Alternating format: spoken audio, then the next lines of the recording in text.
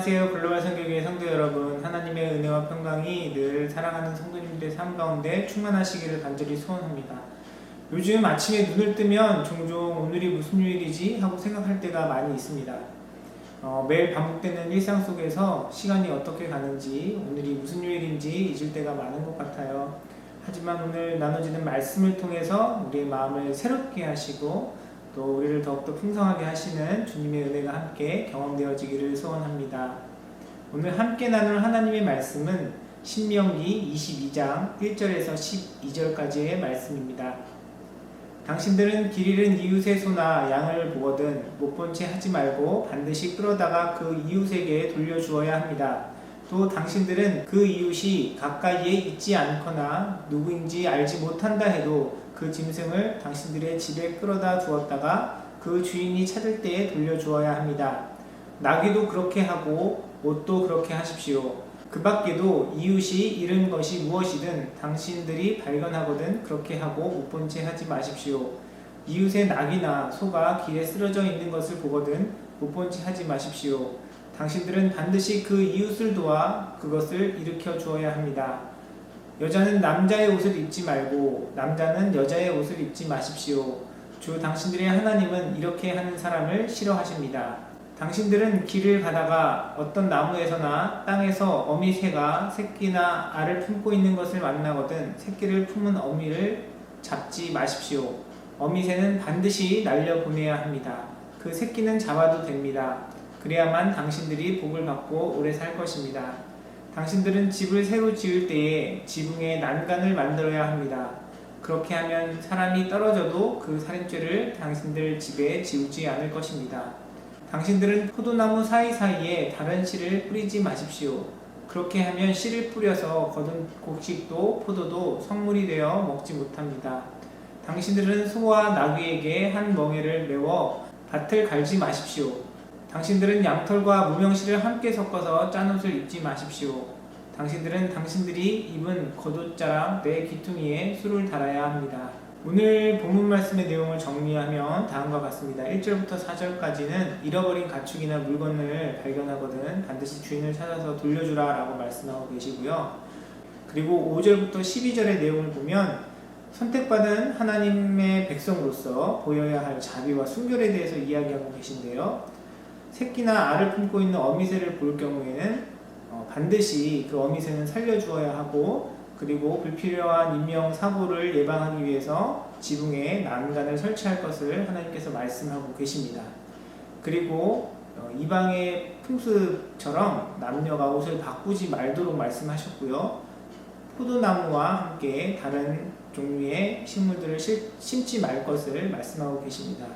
그리고 소와 나귀가 함께 멍에를 지지 않도록 하라고 말씀하고 계시고, 또한 양털과 모명실로 혼합해서 옷을 만들어 입지 말라라고 이야기하고 계십니다. 그리고 또 이스라엘 백성들에게 겉옷에 내 모서리에 술을 달라라고 말씀하고 계시는데, 이것은 하나님께서 이스라엘 백성들을 구별하여서 하나님 말씀 가운데 살아야 한다는 그런 교훈을 주는 말씀입니다. 오늘은 본문 말씀 중에 9절에서 12절의 말씀을 중심으로 하나님의 백성으로서 순결을 유지하라라는 그 교훈에 대해서 함께 은혜를 나눠보고자 합니다. 9절에서 12절 말씀은 이스라엘 백성들에게 섞지 말라라는 교훈을 주고 있습니다. 포도밭에 다른 작물을 심지 말고, 소와 나귀를 같이 멍에에 지우지 말고, 또한 양털과 무명실을 함께 섞어서 옷을 만들지 말라라고 이야기하고 있습니다. 사실 성경에는 정확하게 그 이유에 대해서 나와 있지는 않습니다. 그러나 많은 성경학자들이 이것이 이스라엘 백성들의 구별된 거룩과 관련된 명령으로 이해하고 있습니다. 포도나무에 다른 씨를 뿌리는 것은 이스라엘 백성들이 이집트에서 자주 봐오던 작물의 방식이었습니다.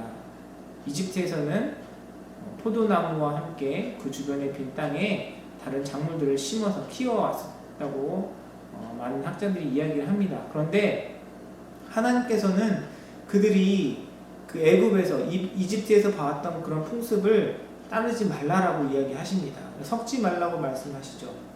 그리고 12절의 말씀도 비슷한 교훈입니다.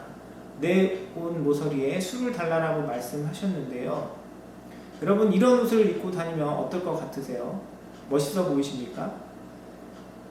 이런 옷을 입고 다니면 아마 많은 그런 이방 사람들과 같이 섞여 있어도 이 옷만 보고도 이스라엘 백성인지 다 알게 될 것입니다.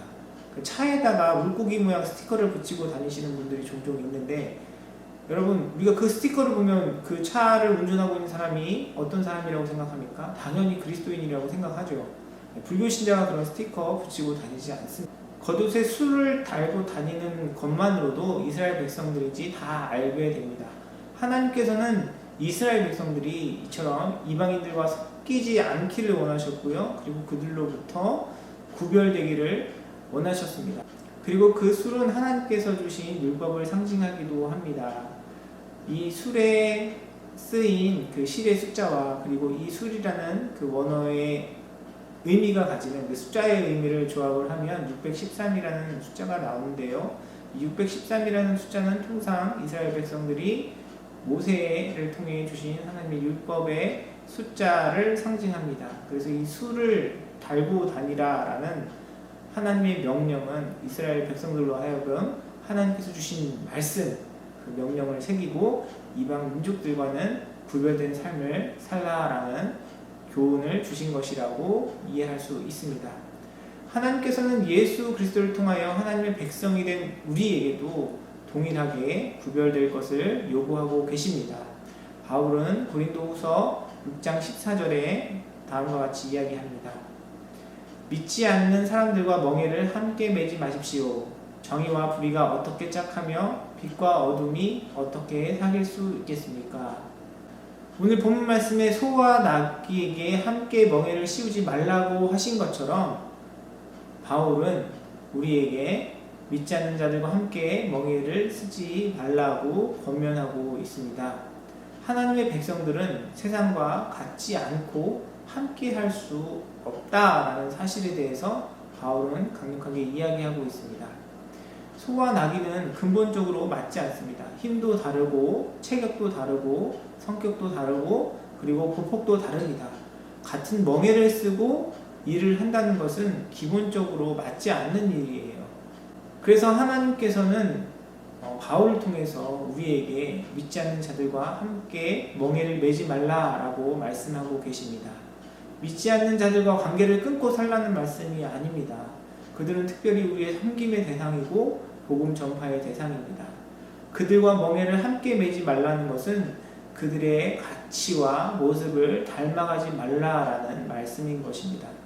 세상은 어떻습니까? 세상에서는 돈이 능력이고 돈이 인격이 되는 것이 세상의 이치이고 우리가 살아가는 세상의 모습입니다. 그러나 그리스도인의 삶은 그래서는 안 된다는 것을 하나님께서는 우리에게 말씀하십니다. 세상의 가치와 기준으로 살아가는 것이 아니라 예수 그리스도를 믿는 믿음 안에 하나님께서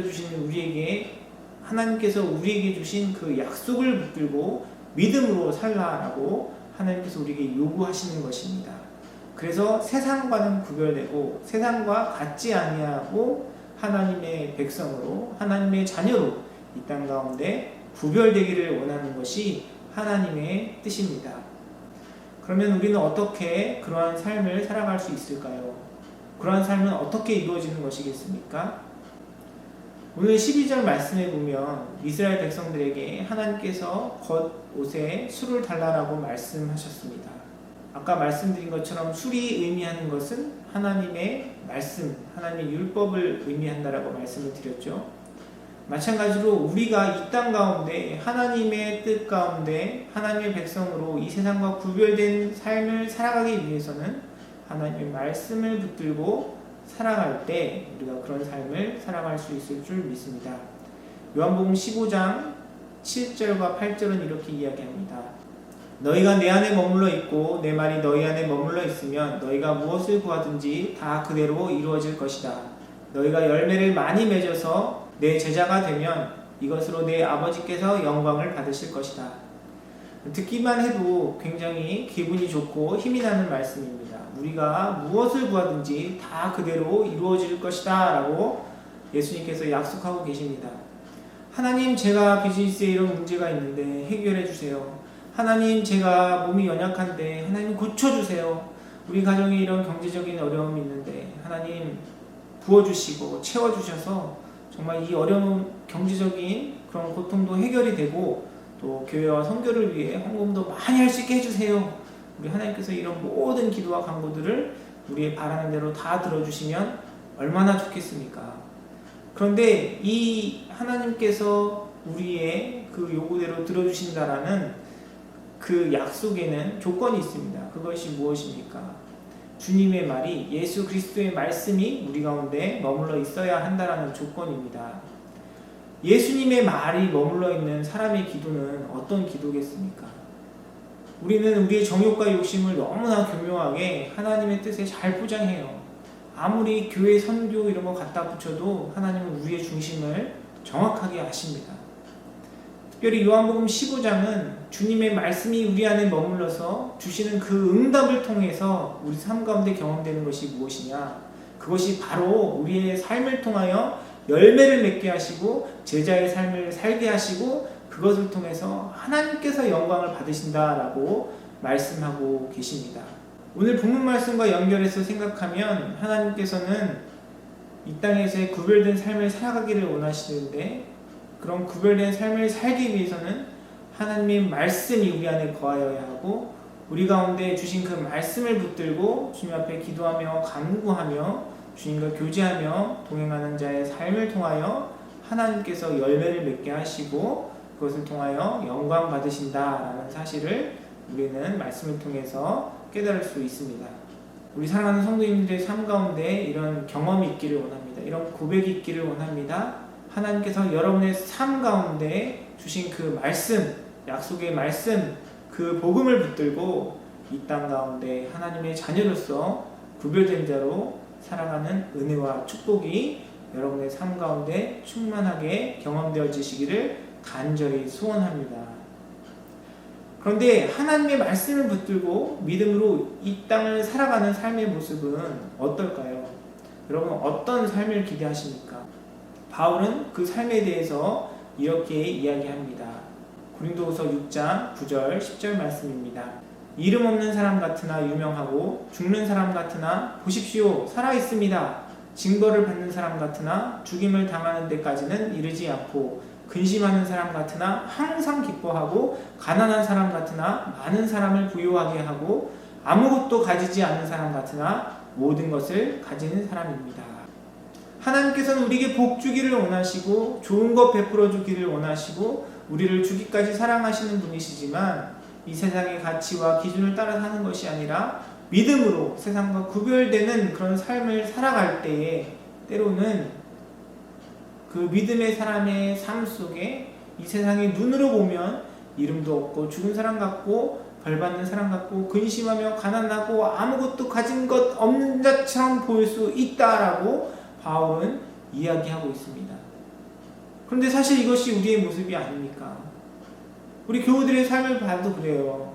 정말 믿음 안에 성실히 살아가고 애쓰는데 세상적인 기준으로 보면 참 안 풀리시는 성도님들이 너무 많아요. 개인적으로 하나님 정말 저런 분들은 좀 은혜를 베풀어 주셨으면 좋겠습니다. 하나님 저렇게 열심히 주님 사랑하고 교우들을 섬기고 교회를 섬기는데 하나님 좀 은혜를 베풀어 주세요. 이렇게 간구하게 되는 분들이 제 주변에 너무나 많습니다. 한두 분이 아니에요.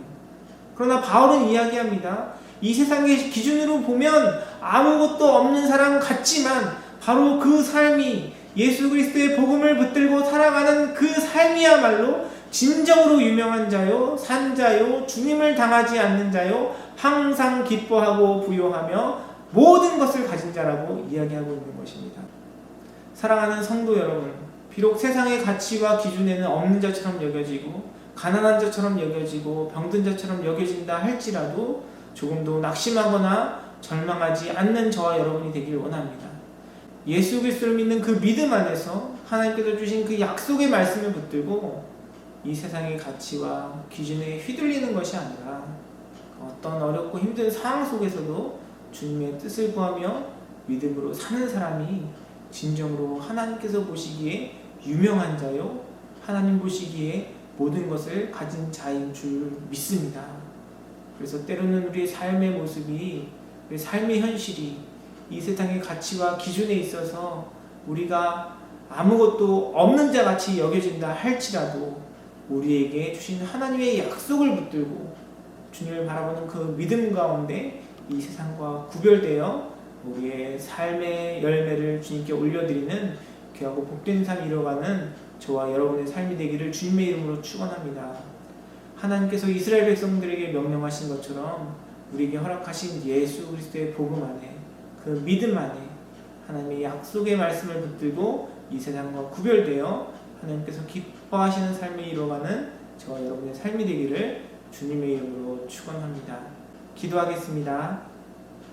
사랑과 은혜가 풍성하신 아버지 하나님, 은혜를 감사드립니다. 우리는 연약하고 부족하지만 우리의 삶을 통하여 이 세상과 구별되어 하나님의 자녀로서 살아가기 원하시는 아버지의 그 뜻과 부르심 가운데 순종하는 삶을 살아가는 우리 모든 교우들의 삶이 될 수 있도록 인도하여 주시고, 우리의 연약함과 나약함을 아시오니 우리에게 은혜로 베풀어 주신 그 성령의 능력 가운데, 예수 그리스도의 사랑과 은혜 가운데 날마다 우리의 모든 삶이 더욱더 주님을 바라보며 주님과 동행하며 이 세상과 구별되어 주님 앞에 아름다운 열매를 올려드리고 주님께 영광이 되는 결국 복된 삶 이뤄갈 수 있도록 주님께서 은혜 베풀어 주시고 함께하여 주시옵소서. 감사드리며 모든 말씀 살아서 역사하시는 우리 주 예수 그리스도의 이름으로 기도드리옵나이다. 아멘.